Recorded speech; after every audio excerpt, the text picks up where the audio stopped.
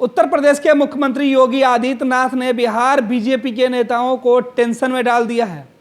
हालात ये हो गया है कि बिहार बीजेपी के नेता अब नीतीश कुमार से पत्र लिखकर पूरे मामले में दखल देने की मांग कर रहे हैं।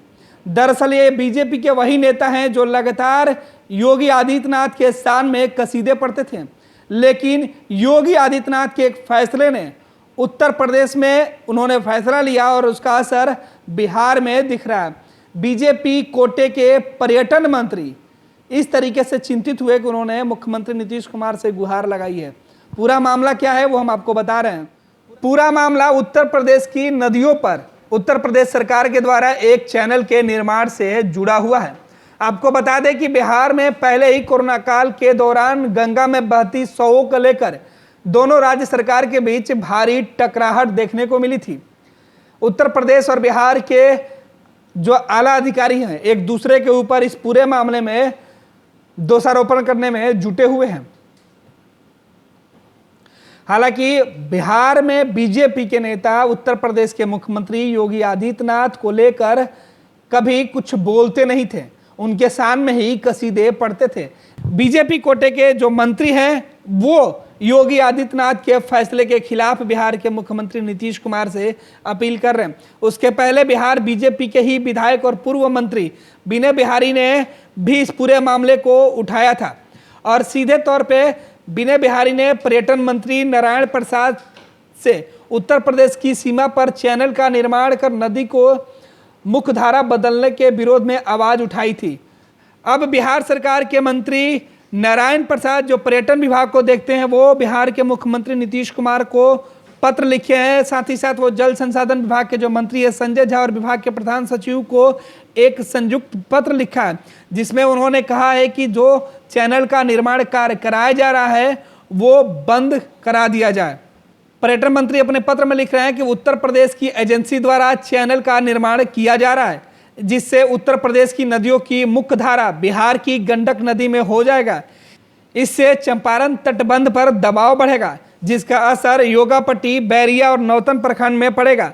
बाढ़ की स्थिति में जिला मुख्यालय बेतिया भी प्रभावित हो सकता है। आपको बता दें कि बिहार में ऐसे भी हर साल बाढ़ से बिहार का आधा जो जिला है वो प्रभावित रहता है। उत्तर प्रदेश के अंदर अगर नदियों पर अगर चैनल बना दिया जाएगा तो उससे तमाम जो नदियों का जो जल है वो सीधे गंडक में गिरेगा और गंडक नदी जिस जिले को छू कर निकलती है उन इलाकों में एक बार बाढ़ की और जो स्थिति है और भयावह हो जाएगी। इसी आशंका से डरते हुए बीजेपी के जो विधायक हैं विनय बिहारी ने एक पत्र और अपील बिहार सरकार के पर्यटन मंत्री से किया था, जिसके बाद पर्यटन मंत्री नारायण प्रसाद ने खुद मुख्यमंत्री नीतीश कुमार, बिहार सरकार के जल संसाधन मंत्री और विभाग के प्रधान सचिव को पत्र लिखा है।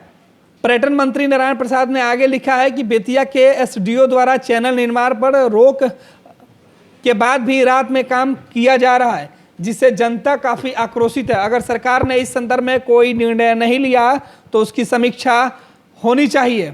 बिहार सरकार के मंत्री नारायण प्रसाद बता रहे हैं कि बेतिया के एसडीओ द्वारा चैनल का जो निर्माण चल रहा था उसे रुकवा दिया गया।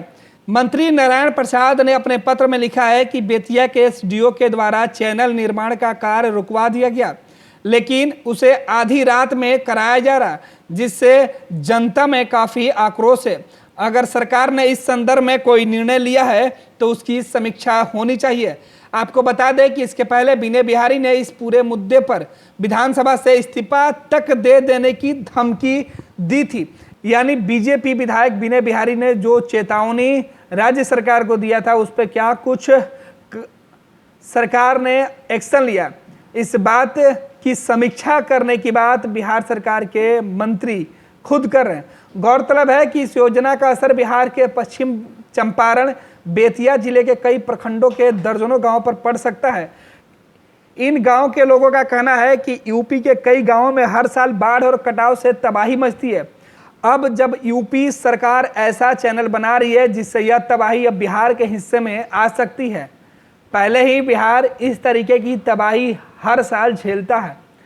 ऐसे में जो नई तबाही आएगी इससे बिहार के उन इलाकों में जनजीवन को और ज़्यादा मुसीबत झेलनी पड़ेगी।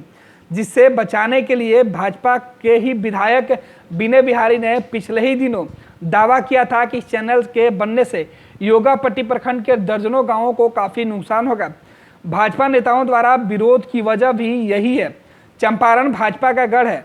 पर्यटन मंत्री के अलावा उप मुख्यमंत्री रेणु देवी और भाजपा के प्रदेश अध्यक्ष संजय जायसवाल भी चंपारण से ही आते हैं। ऐसे में भाजपा की परेशानी सबसे बड़ी है। एक तरफ योगी आदित्यनाथ बीजेपी के बड़े चेहरे हैं, दूसरे तरफ बिहार में जो बीजेपी के नेता हैं वो लगातार योगी आदित्यनाथ के सामने कसीदे पढ़ते हैं। लेकिन बात जब क्षेत्र का है तब अब सवाल खड़े होने लगे। देखना है कि बिहार बीजेपी के जो प्रदेश अध्यक्ष हैं संजय जायसवाल का भी वही इलाका है, उप मुख्यमंत्री जो बिहार में उनका भी वही इलाका है। मंत्री नारायण प्रसाद के बाद अब कौन बीजेपी के नेता योगी आदित्यनाथ के इस फैसले का विरोध करते हैं, साथ ही साथ मुख्यमंत्री नीतीश कुमार क्या कुछ इस पे एक्शन लेते हैं।